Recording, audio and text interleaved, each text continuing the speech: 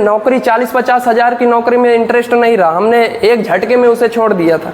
माँ पिताजी खिलाफ थे, लेकिन हमें पता था कि हमारा उद्देश्य सही है तो हम निकलेंगे। और आज 1.5 साल टच होने को है, भारत यात्रा पे तरह तरह के लोगों से मिलते गए। धीरे धीरे आज 9 राज्यों में हमारा नेटवर्क है। कोई भी दिक्कत है, एनजीओ को मदद चाहिए, हम यहीं से खड़े खड़े बात करेंगे और बात बन जाएगी। और मेरे से जो बड़े हैं उन सभी को दंडवत प्रणाम, जो छोटे हैं उनको जय सिया राम। दोस्तों, मेरा नाम है शिवा, संपूर्ण भारत की यात्रा कर रहा हूँ। यात्रा करते हुए 1.5 साल टच होने को है और इस यात्रा का उद्देश्य सेव इन्वायरमेंट। हमारे खेतों की मिट्टी लगातार बंजर होती जा रही है। आप सभी को पता है कि माटी में ही जीवन देने की शक्ति है। मिट्टी है तो जीवन संभव है। आपके जो थाली में भोजन आ रहा है वो कहाँ से आ रहा है? वो मिट्टी से होकर आ रहा है। और आज वही मिट्टी हर साल तेजी से बंजर हो रही है, रेत में कन्वर्ट हो रही है। वजह है नए नए तरीके के केमिकल्स यूज हो रहे हैं। केमिकल्स आप समझ चुके होंगे कि किसके बारे में मैं बात कर रहा हूँ। तो हम सभी को मिलकर उसे बचाना होगा। बचाने का एक ही तरीका है, वापस ऑर्गेनिक खेती करना होगा। और पूरे भारत में, यहाँ तक ये जो 9 राज्यों के नाम हमने लिए, यहाँ तक हमारा श्रीमद् भगवद गीता का प्रचार हो चुका है, सेव इन्वायरमेंट का प्रचार हो चुका है। और हमारी पूरी कोशिश है कि पूरे भारत में ये प्रचार करें। भारत यात्रा एक ऐसी यात्रा है जो पूरी तरह से अनकंफर्ट जोन है। आप ये समझिए कि मुझे 1 गिलास अगर पानी भी पीना है तो उसके लिए भी बहुत हार्ड वर्क करना होता है।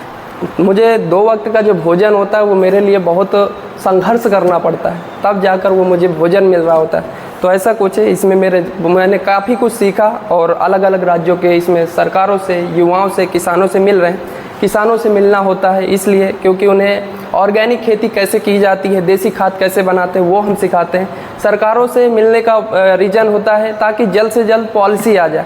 पॉलिसी आ जाएगी तो क्या होगा कि इसका किसान भाई लोग जो हैं उसको उन्हें लाभ मिलेगा। अभी जैसे कि आपका एमपी में क्या है, पॉलिसी आ चुकी है, किसानों के खातों में पैसे लगातार जा रहे हैं। तो इससे क्या हो रहा है, किसान भाइयों को हेल्प मिल रही है। और किसान वही है जो पूरे देश को चलाता है, तो उन्हें तो सपोर्ट करना बनता है। अब बात आती है आप लोगों के, आप लोगों से मेरा मिलने का रीज़न क्या होता है। सबसे पहले आप ये बताओ कि आप इतने लोग बैठे हो, आप में से अभी से ही क्या सोच लिया है कि मुझे जीवन में क्या करना है? कोई बता सकता है? आप स्कूल कॉलेज सब आ रहे हो, अच्छे लोगों के साथ उठना बैठना है, तो इतना तो विचार आ ही चुके होंगे कि मुझे जीवन में क्या करना है। कोई है बताएगा? अभी तक नहीं आया। ये पता है, ये बहुत बड़ी दिक्कत है। आप पता है लकी हो कि आपको कॉलेज जैसी जगह मिली है। हम सब लकी हैं कि इतने पढ़े लिखे लोगों के बीच पर बैठे हैं। इस यात्रा में ऐसे ऐसे लोग हमें मिले हैं जो बोल नहीं पा रहे, सुन नहीं पा रहे, देख नहीं पा रहे, चल नहीं पा रहे, दौड़ नहीं पा रहे। और हम लोग लकी हैं कि स्वस्थ शरीर मिला है।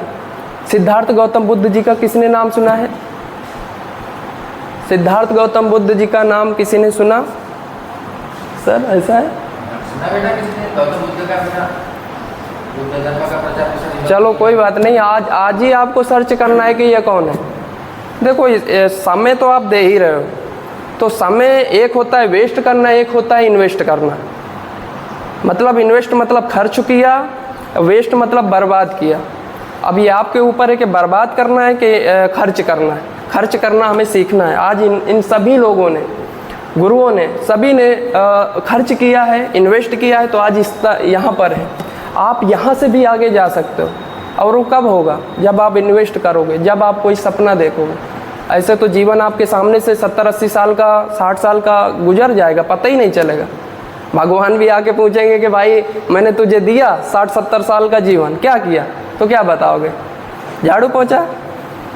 कुछ लड़के हैं जो नशे वगैरह कर लेना, मैंने थोड़ा सा घूम लिया, बाइक चला लिया। नहीं, ऐसा नहीं करना है। हमारे सिद्धार्थ गौतम बुद्ध कहते हैं एक स्वस्थ शरीर एक बड़े उपहार।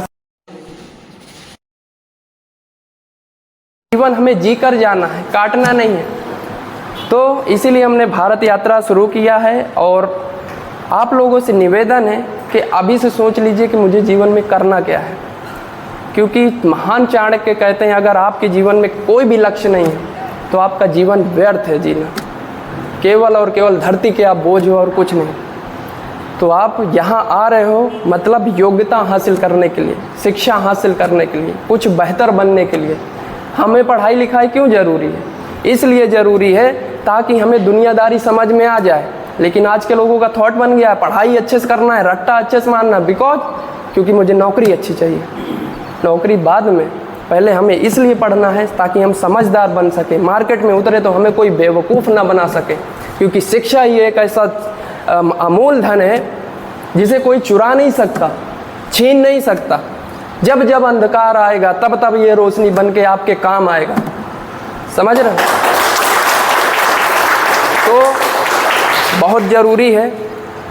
आपके बगल में बहन बैठी है, दोस्ती करना ना करना वो आपकी मर्जी। मैं कहता हूँ किताबों से दोस्ती आज आप कर लीजिए, क्योंकि किताबों से दोस्ती करोगे मुसीबत के समय में वही लिखा होगा जो सुख में लिखा था। इंसान समय रहते बदल सकता है। आज आप तरक्की कर रहे हो, आज मैं भारत यात्रा करता हूँ, अच्छे अच्छे बड़े बड़े विश्व गुरु हों चाहे सरकारें हों, कुछ भी मिलता हूँ, सबका स्वार्थ होता है यार कहीं काम ना आ जाए सिवा, तो तुरंत नंबर ले लो इसका। समझ रहे हो आप? तो तरक्की में तो सब हाथ मिला रहे हैं, ज़रूरत है संघर्ष में कब साथ दे रहे हैं भाई। तो बहुत ज़रूरी है ये चीज़ें समझना। तो आज से किताबों से दोस्ती करो और श्रीमद् भगवद गीता अपने जीवन में ज़रूर ऐड करो। श्रीमद् भगवद गीता एक ऐसा ग्रंथ है जो स्वयं श्री कृष्ण जी ने अपने मुखमंडल से गाया है, कहा है, और वहाँ पर मेरे और सर के शब्द नहीं है, वहाँ पर स्वयं श्री कृष्ण बता रहे हैं जो भी कुछ बता रहे हैं। जब आप श्रीमद् भगवद गीता, ज़्यादा नहीं, मैं कहता हूँ 5 मिनट, एक श्लोक में कितना सर समय लगेगा? 1 से 2 मिनट। समझने में कितना लगेगा? 5 मिनट। मैं कहता हूँ चलो 10 मिनट डेली आप पढ़िए, एक श्लोक पढ़िए। दावे के साथ कहता हूँ आप पहले जैसे नहीं रहोगे जैसे अभी हो। तो श्रीमद् भगवद गीता को अपने जीवन में ऐड करो, बहुत ज़रूरी है।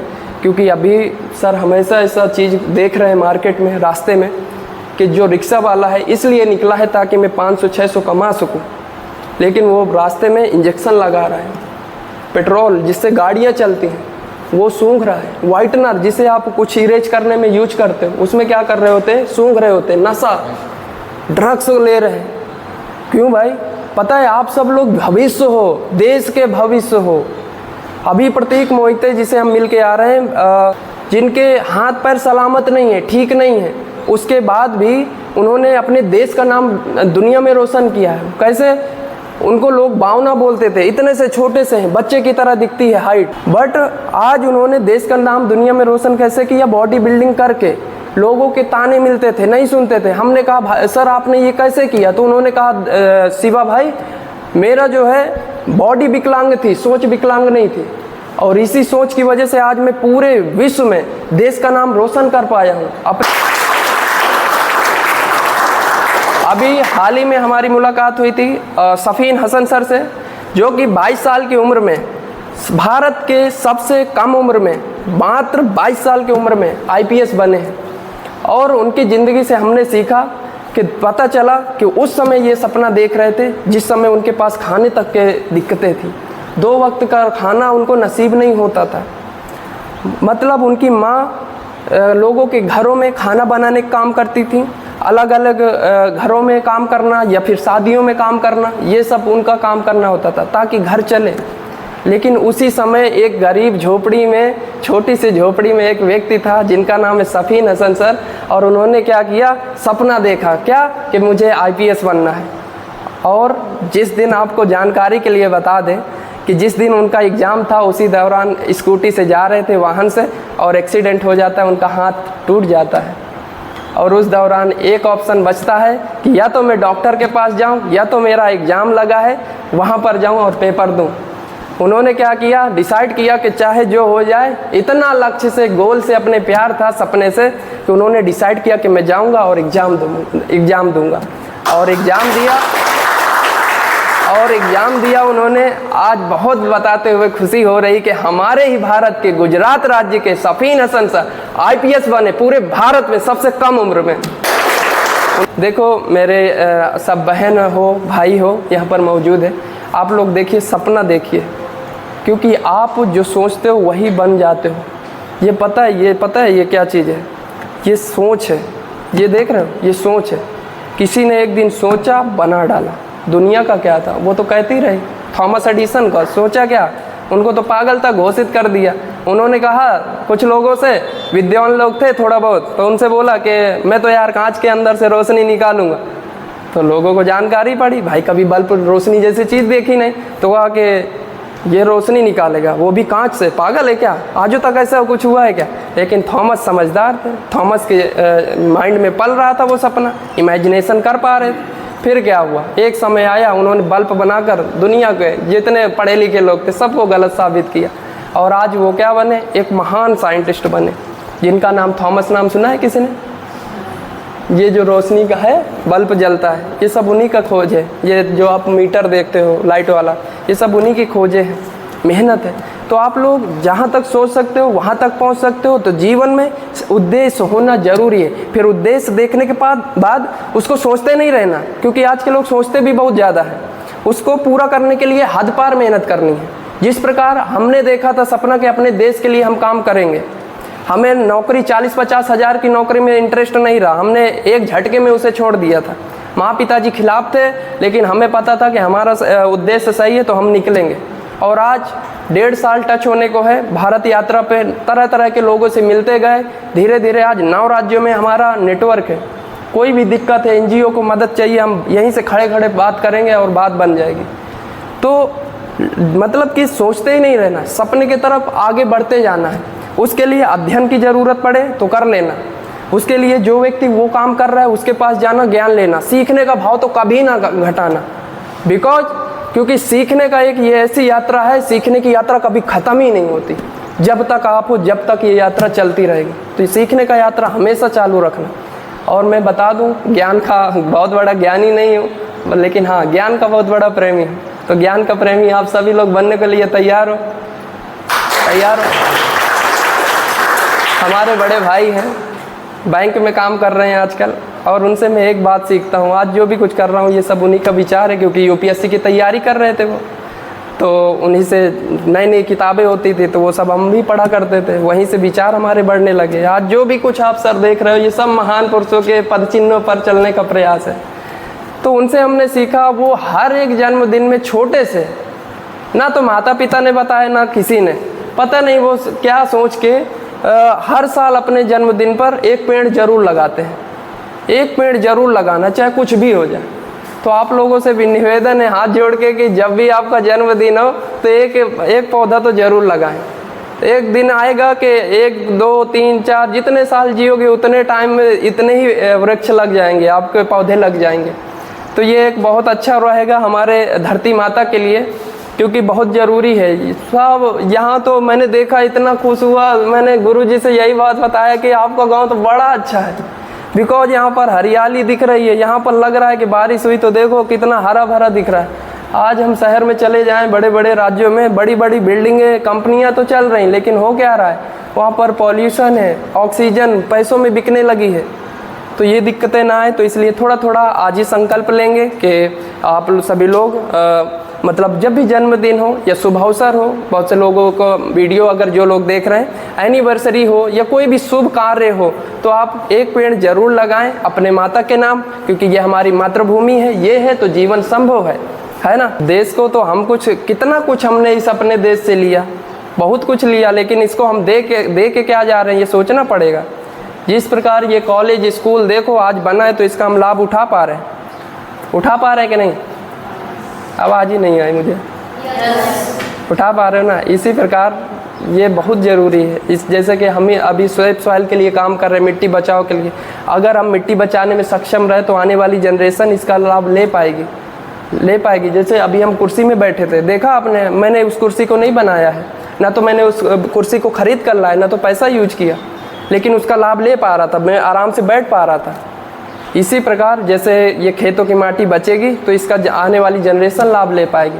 तो बस लास्ट में इतना ही कहूँगा। आप सभी लोगों ने मुझे ध्यान से सुना, उसके लिए बहुत बहुत धन्यवाद। हमारे गुरुओं थे, जो टीचर हैं, सभी लोगों ने हमें कीमती समय दिया, उसके लिए बहुत बहुत धन्यवाद। बहुत धन्यवाद श्री राजपूत जी, उन्होंने बहुत ही मोटिवेशनल अंदाज में आपसे गुफ्तगू की, संवाद किया है, आपके बीच में रोशनी आपके बीच में जलाने का प्रयास किया है।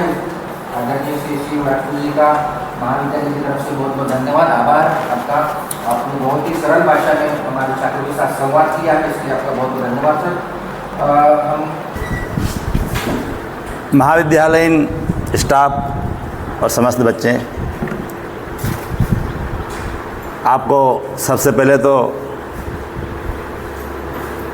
बुद्धि के देवता गणेश जी का जो त्यौहार चल रहा है उसकी शुभकामनाएं मैं अर्पित करता हूं। इसके जस्ट बाद कुछ दिनों के बाद में नवरात्रि का त्यौहार भी आएगा। शिवाजी ने बहुत अच्छी प्रेरक बातें आपको बताई। 3 चीज़ें हैं: पर्यावरण संरक्षण, मृदा संरक्षण और गीता का प्रचार।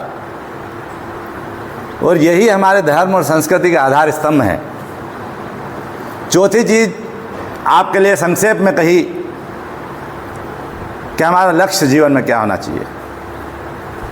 जो मल्लाह अपने अंतिम बंदरगाह को नहीं जानता, हवाएं उसके अनुकूल नहीं चला करती।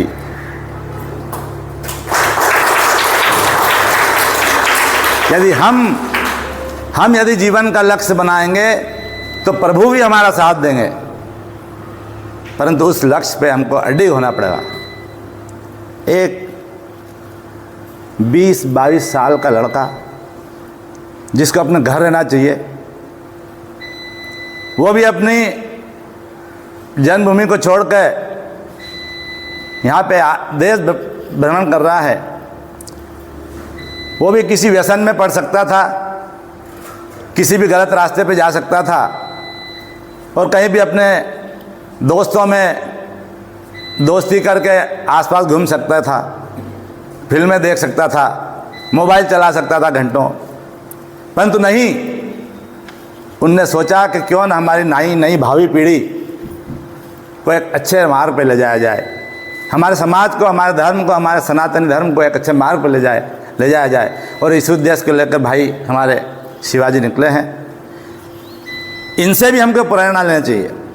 ये जरूरी नहीं है कि हम भी भारत भ्रमण पर निकल जाएं, परंतु हम जहाँ भी रहें, जिस स्थिति में रहें, वो हमारा परिवार हो, वो हमारा गांव हो या हमारा देश हो, वहाँ पे जो भी कार्य करें वो देश हित के लिए करें, राष्ट्र हित के लिए करें, हमारे परिवार हित के लिए करें। यही उद्देश्य इनका हमको देखने को मिला। आप को भी जब इनने प्रश्न पूछा तो आप भी नहीं बता पाए। हम 12th पास होने के बाद कॉलेज में भर्ती होते, कॉलेज में आने के बाद हमको मालूम होना चाहिए कि हमको क्या करना है। चौराहे पे खड़े हैं, यदि हमको इंदौर जाना है तो इंदौर जाने की बस में बैठना पड़ेगा, मनावर जाना है तो मनावर जाने की बस में बैठना पड़ेगा। कचाई चीज़ बस में बैठ जाओगे, क्योंकि लक्ष्य होना जरूरी है, तब तो हम उस स्थान पर पहुँच पाएंगे। ज़्यादा समय न लेते हुए मैं 4 पंक्ति आपको कहूँगा, आप साथ साथ में गा सकते हैं, क्योंकि आज हमारी भी क्वार्टरली एग्ज़ाम है। जीवन में कुछ करना है तो मन को मारे मत बैठो, आगे आगे चलना है तो हिम्मत हारे मत बैठो। जीवन गाइए, जीवन में कुछ करना है तो मन को मारे मत बैठो, आगे आगे चलना है तो हिम्मत हारे मत बैठो, हिम्मत हारे मत बैठो। क्यों? चलने वाला मंजिल पाता, बैठा पीछे रह जाता। ठहरा पानी, कौन सा पानी पीते? बहता के रुका हुआ? नदी में बहता पानी पीते हम, पर रुका हो तो हम क्या कहते हैं? गंदा पानी बहुत दिन से है। ठहरा पानी सड़ने लगता, बहता निर्मल रहता है। पाँव मिले चलने की खातिर, पाँव मिले चलने की खातिर, पाँव पसारे मत बैठो, आगे आगे चलना है तो हिम्मत हारे मत बैठो, हिम्मत हारे मत बैठो। तेज दौड़ने वाला खरहा, खरगोश और कछुए की कहानी सुनी होगी। तेज दौड़ने वाला खरहा 2 पल चल कर बैठ गया, धीरे धीरे चल कर कछुआ देखो बाजी मार गया। तेज दौड़ने वाला खरहा 2 पल चल कर बैठ गया, धीरे धीरे चल कर कछुआ देखो बाजी मार गया। चलो कदम से कदम मिलाकर, चलो कदम से कदम मिलाकर, दूर किनारे मत बैठो, आगे आगे चलना है तो हिम्मत हारे मत बैठो, हिम्मत हारे मत बैठो। प्रकृति हमें सिखाती है, क्या सिखाती है? धरती चलती तारे चलते, धरती चलती तारे चलते, चांद रात भर चलता है, किरणों का उपहार बांटने सूरज रोज निकलता है। धरती चलती तारे चलते, चांद रात भर चलता है, किरणों का उपहार बांटने सूरज रोज निकलता है।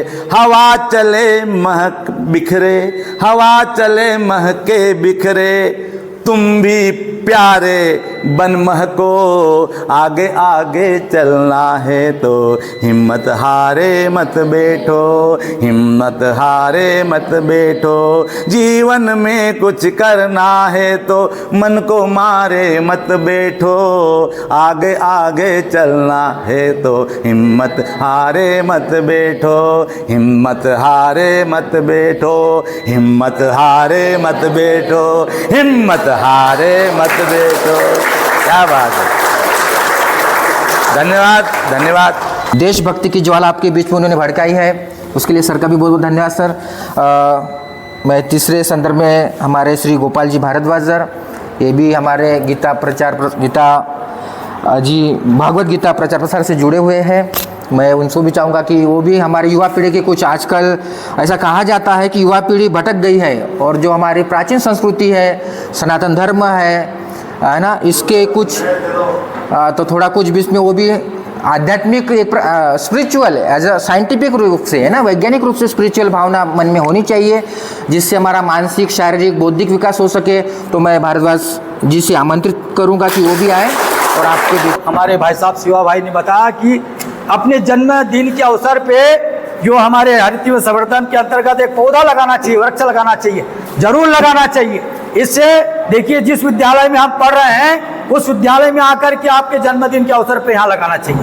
यहाँ के बच्चे यहाँ लगाए और जो जहाँ सुन रहे हैं वहाँ लगाए, क्योंकि इससे हमारा जो है, आप कभी भी आएंगे, कोई अफसर बन के आएंगे या कुछ बन के आएंगे, आप देखेंगे, देखो हमने इस कॉलेज में यहाँ पर एक वृक्ष का लगाया था, तो देखने आएंगे तो आपको बड़ा बरगद पेड़ दिखाई देगा और इससे आपको बहुत खुशी होगी। देखिए हमारे हाथ का पेड़ लगा हुआ है, ये कॉलेज में हमने पेड़ लगाया है, अशोक का पेड़ लगाया है, यहाँ पे पीपल का पेड़ लगाया है, यहाँ बरगद का पेड़ लगाया है, यहाँ पे जो है हमने बिलपत्र का पेड़ लगाया है। ऐसे पेड़ लगाने से आपके जीवन में कई प्रकार की खुशियाँ आएगी, आपको आनंद मिलेगा, तो ये भी जरूर करें। और हम बदलेंगे युग बदलेगा, हम बदलेंगे युग बदलेगा। ज्ञान यज्ञ की लाल मसाल सदा जलेगी, सदा जलेगी। ज्ञान यज्ञ की ज्योति जलाने हम घर घर में जाएंगे, नया सवेरा नया उजाला इस धरती पर लाएंगे, नया समाज बनाएंगे, नया जमाना लाएंगे। जन्म जहाँ पर हमने पाया, अन्न जहाँ का हमने खाया, ज्ञान जहाँ से हमने पाया, वही प्यारा देश हमारा, सबसे न्यारा देश हमारा। देश की रक्षा कौन करेगा? हम करेंगे, हम करेंगे।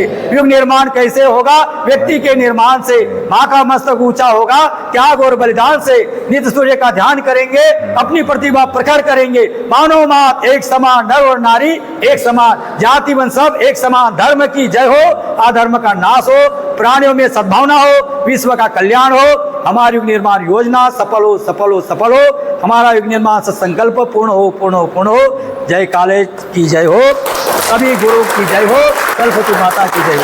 ओम शांति। बीच शब्दों में आपसे संवाद किया है, तो सर का भी मैं बहुत बहुत धन्यवाद व्यक्त करता हूँ, क्योंकि ऐसे बीच बीच में प्रेरक संवाद छात्रों के बीच में होने चाहिए, जिससे कि वो अपने लक्ष्य के प्रति हमेशा सतर्क रहे। आपका भी बहुत बहुत धन्यवाद। आदरणीय मंच पर उपस्थित हमारे महाविद्यालय के प्रभारी प्राचार्य राकेश मालवीय जी, शिवा राजपूत, जो हमारे महाविद्यालय में आज विद्यार्थियों को ऊर्जावान और मृदा जो मिट्टी है उसको कैसे हम उपयोगफुल बना सकें और उसके लिए यहाँ मौजूद हैं।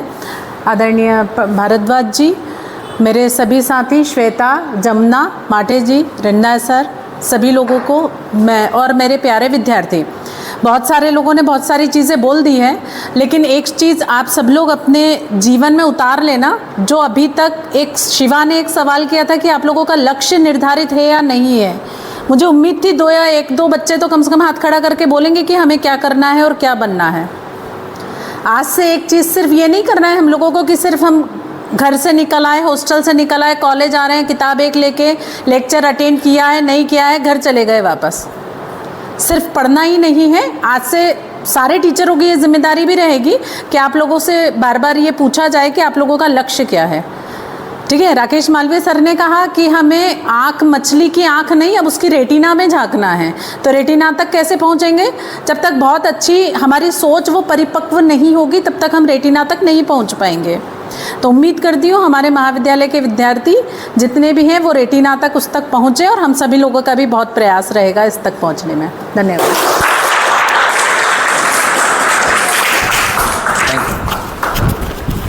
बहुत बहुत धन्यवाद मैडम। मैडम ने भी बहुत नपे तुले शब्दों में आपको प्रेरक उद्बोधन किया है, उसके लिए मैडम का बहुत बहुत धन्यवाद। आखिरी का जो हमारा समापन का अवसर है उसके लिए जो आभार प्रदर्शन, तो आभार प्रदर्शन के लिए मैं श्री डॉक्टर महेंद्र अंधा सर को आमंत्रित करूंगा कि हमारे सभी अतिथियों का आज अपने शब्दों में वो आभार प्रदर्शित करें अपने लक्ष्य प्राप्ति के बारे में। और हमारा लक्ष्य ही होना ही चाहिए कि मतलब हमको ये मानव शरीर मिल रहा है और हमको किस प्रकार से हमारे लक्ष्य को हासिल करना है और लक्ष्य पे अडिग रहना है। जिस प्रकार से सभी ने अपने अपने विचार व्यक्त किए। श्रीमद् भागवत गीता में भी बताया जाता है, हमारे अंदर जो है नैतिक मूल्य बताए, 26 प्रकार के नैतिक मूल्य बताए, हमारे मानव मूल्य को 5 प्राणों से जोड़ा गया करके है। तो इतनी शक्ति है हमारे पास, इतना नैतिक मूल्य है, इतना बल है और हम बलवान हैं, तो अवश्य हम मतलब एक ऐसे लक्ष्य को प्राप्त कर सकते हैं। अपने आप को मतलब हम ऐसा कमज़ोर न माने और उस लक्ष्य की ओर जाएँ। महापुरुषों ने भी यही प्रेरणा दी है और इनसे भी मतलब हमें प्रेरणा मिली, सीख मिली, बताया इन्होंने कि लक्ष्य को किस प्रकार से हासिल करना है करके। इन्होंने इतनी दूर से आकर उन्होंने अपने विचार व्यक्त किया है, उनका भी हम धन्यवाद ज्ञापित करना चाहेंगे। और महाविद्यालय परिवार से शिवा भाई पंडित जी, इनका भी बहुत बहुत आभार व्यक्त करना चाहेंगे कि वो अयोध्या जैसे ऐसे बहुत दूर से भ्रमण वो भारत यात्रा करते हुए हमारे बीच में आए और हमको ये इनके जो मंत्र उपदेश पढ़ने का अवसर प्राप्त हुआ। उनको बहुत बहुत धन्यवाद और आभार व्यक्त करते हैं। और आप लोगों ने भी इतना अच्छा सुना और अवश्य ये जो बातें आपके जीवन में काम आएगी और आप लाभान्वित होंगे। बहुत बहुत धन्यवाद, शुभकामनाएं बच्चों को। धन्यवाद।